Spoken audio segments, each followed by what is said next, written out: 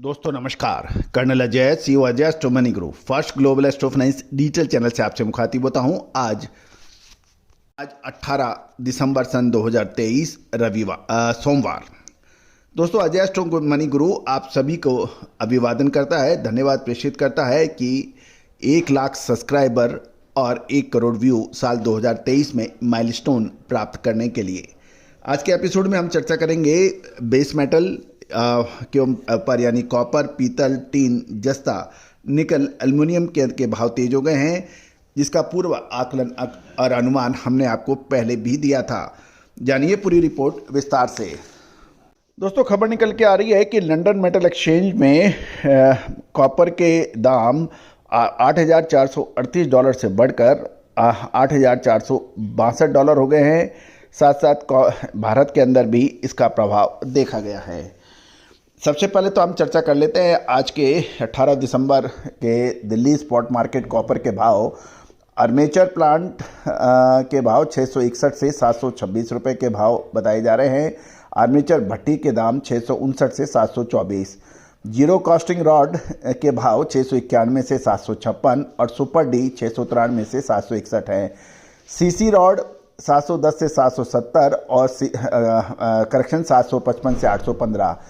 साथ साथ एल्युमिनियम के भी हम भाव ले लेते हैं कि पुर्जा 152 से 168, बर्तन 166 से 183, वायर स्क्रैप 192 से 211 है।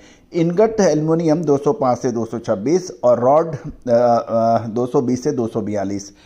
यदि हम जिंक की भाव करें तो टुकड़ा बिग एस 182 से 204, द्रास 199 से 219, PMIR 206 से 229 के भाव हैं।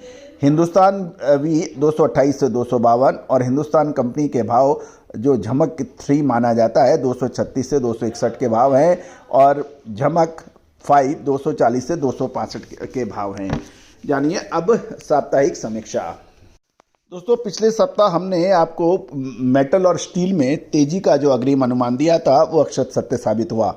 दोस्तों तेजी आने के बाद तेजी और मंदी आने के बाद मंदी कहने से कभी किसी को फायदा नहीं हुआ है। यदि आप मेटल डीलर हैं, स्क्रैप डीलर हैं या फिर प्लांट होल्डर हैं और आपको फेरस और नॉन फेरस यानी लोह और अलोह धातुओं में आपका ट्रेड है तो हमारी विशेष रिपोर्ट आपके लिए फायदेमंद साबित हो सकती है।